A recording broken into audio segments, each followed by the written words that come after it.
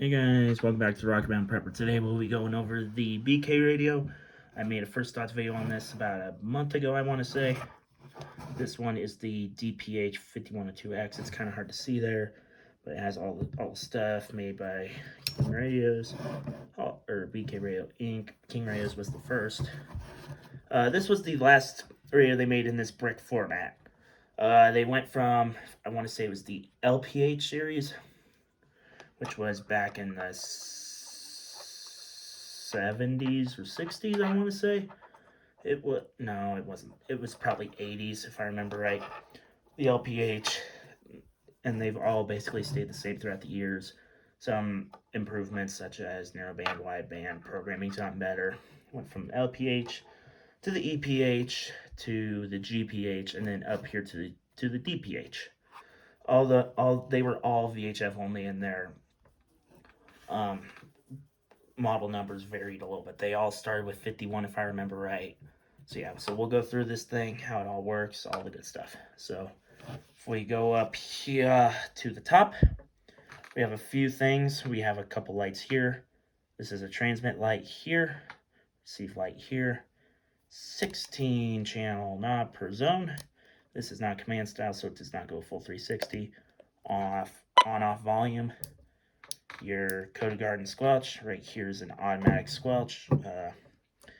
Pretty nice if you're in a noisy environment. Kind of sucks if you're trying to get weak signals. Then you can turn to here, set it up like you would a CB, where you just turn to where all the stack's gone. High-low power. I leave it on low since I'm indoors and I don't want to fry my electronics. Almost fried this computer before doing that. Scan on, scan off, priority scan on, priority scan off. We'll get into that in a minute. These are all programmable in the computer software. I do not have the computer software nor a cable, so I cannot show that. So, and then on the side, we have this port. You got a screw for screwing in your connectors, such as a mic or a program cable. Audio for your external mic, or RSM as some people like to call it. This is for the actual programming. Then this is your antenna port. And I have a cloning cable here, so see, got the same 6 pins there. We'll go into how field programming works right now.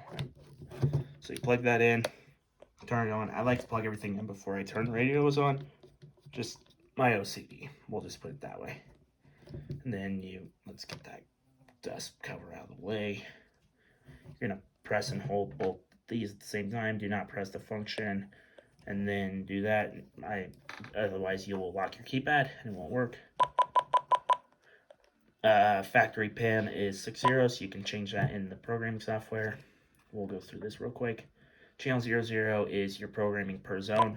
Every zone you got to change it up, so there's your password to get into it for programming. That's my ham radio P25 ID.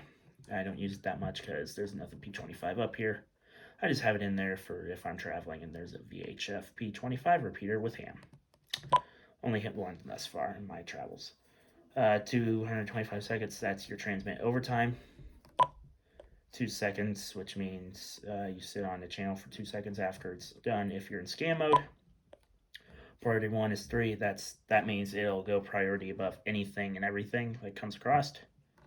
If you have it in priority scan, priority 2 is channel 6. That goes next in line, and then your priority 3, in theory, would be just anything. 2, you got a 1 here, and then you got 1, 2, 3, 4, 5. These ones over here are selectable. If they're blinking, that means they're on. 2, if I remember right, is the receive light. It lights up if you're in priority, whether you have that selected or not. I just have it on that way. It lights up all the time. 3 and 5 that were here. 1 is number 5, I know for a fact, is DTMF stuff. 3 is something to do with with functionality of the programming, if I remember right. 1 and 2 do nothing. They just left that there. 3, 4, and 5. That's your backlight stuff. So it'll come on when I receive something, when something's done talking, and when I push a button. 5-second on backlight. Home zone, that's the name of the zone I'm in. You have to come into channel 00 settings to change that. And yeah, and then we'll go 01. pound for if you want narrowband or not. I have this on narrow off because this is ham stuff and you're allowed to do that. If you're on public safety or any type of business license, 9 times out of 10 you're going to be on narrowband. If your company has a special wideband deal, you need to swap that over. It will not work as good as intended. So we're there, and I just click the enter just to be sure it's on there. Then function, C frequency, mode. This is a digital radio. This does P25 conventional only. No trunking, so nothing fancy like what this older XTS 2500 can do. So yeah, analog, mixed, digital. I leave that on analog all the time. And if you're going to change the setting, make sure to hit enter. Function will just scroll you through. So here, see code guard. So I'll light that back up. Code guard is just BK's version of a PL tone. This version will only do CTCSS. So no digital carrier squelch stuff is what DCS stands for. I forget what CTCSS stands for. And then your NAC, that would be for digital stuff. It says ID there, just to help you out. Squelch normal. That was for some digital stuff as well. 14652. Transmit frequency, mode analog. All this is the same until you get to here, which is talk group. That makes it to where you can have multiple people having multiple conversations on the same frequency and all that good stuff on digital. Then your name, so you would go here, scroll through, use that to bump over. And then also you can do here if you just want to be quick and dirty. So I'll just reset that because I'm lazy. And then, so yeah. I forgot to cover this, but the antenna connector on these is kind of a pain in the butt. Back in the day, this was genius, which is when these radios were being made. But since then, these have gotten upgraded. They've gotten better. It's an old screw, okay? We're just gonna call it that. Some people call it the lug connector. Some people call it different things. BK style connector, all that good stuff. Oh, I forgot to mention this cloning cable can also do the DMH we'll just call they were called the Legacy series. The bricks were. This can also clone from portable to mobile, mobile to portable, etc., etc. In a mobile, you don't push the button, you just plug this in here, and it's function on the keypad and monitor on the control head, if I remember properly. And yeah, and then this dust cover here just goes over the antenna, down to there. Slap that on there, that way you keep that clean. On the back, nothing exciting, just a couple screws to hold this belt clip in place. Belt clip's getting a little old, not as good.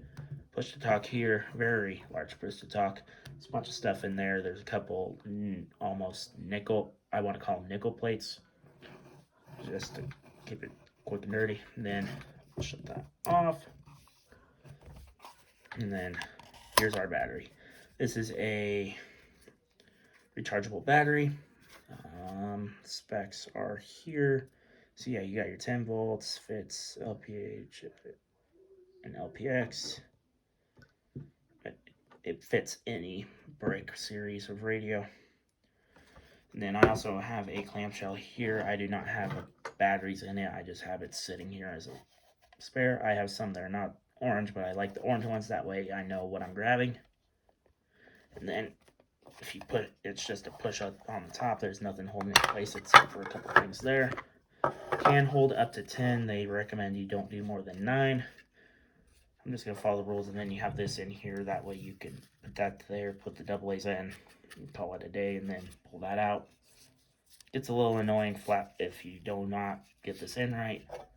Note that with this style, it'll only go in a certain way. That way you do not mess it up and get your things wrong, or your positive and negatives wrong on your radio and fry it. And it's the same concept. Just goes into there. And yeah, it will. I do not remember if AA's clamshells will say low battery on here. I know that the battery packs do. The flash low battery, I'm not sure if it just dies or not. I have no batteries in it, so it's not going to power up. And then this is a full DTMF keypad, because I have it enabled, you can disable it to where people can't do that. So we'll go to the two-meter calling.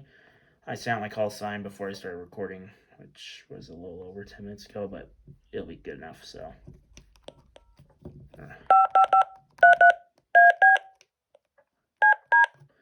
yeah, that's an ABCD. This works as a standard telephone. Really good grill. Overall, with the exception of the weight, which the weight is actually light compared to radios of the time when these were first started to come out. It's nice, but it's nowhere near as light as like the 2500 or even my TYT radio. So yeah, this radio series also has an option where you can slide covers in to where nothing gets pushed or anything. I thought I had one, but you just take the battery off, slide it up in here, call it a day. They make it to where you can still see the screen and access the buttons, but it's a pain in the butt to get your finger in. That way you don't break it. And so yeah, that's about it. So yeah, 16 channels. There comes Noah. So yeah, I have 8 zones programmed for all time. I want to say 6 of them are federal because I do federal stuff. 7 was my home zone, which has some federal stuff, some ham stuff. 8's a statewide system, ham system. 9 is my travel, and then everything from there is just blank. So yeah, and if you want to see what your zone is, so it'll say group whatever here, we'll go group 8. That way I don't show any of the federal stuff. Call con. So yeah, I can name these, and then 7, press hold pound, home zone. You saw that in the programming. 9, I just haven't marked as travel. So yeah, and like I said, there can be a grand total of 25 zones here. So yeah, 25 there. So yeah. No, if you were to go into your CPS or your program front panel programming or CPS, which is also customer programming software, every zone is separate. Nothing carries over. Like, you can have the same frequencies, same names, all that stuff, and it won't throw you an error saying this channel already exists. Downfall to that is if you're going to clone, you need to clone every zone separately. So let's say I want to clone zone 7 through 9. I have to hook it up, do all the stuff, call it a day, and then when you're done programming, shut it off, turn it back on. That zone, do the same thing here, and so on and so on. So, a little nice, a little not, but such is life. The KNG2 compared to this, a little lighter, still kind of a brickish, but shorter, comparable to the 2500 in size. Weight, it's a little heavier, but yeah, that's the gist of it. If you have any questions about these radios, let me know. Drop a comment, do something.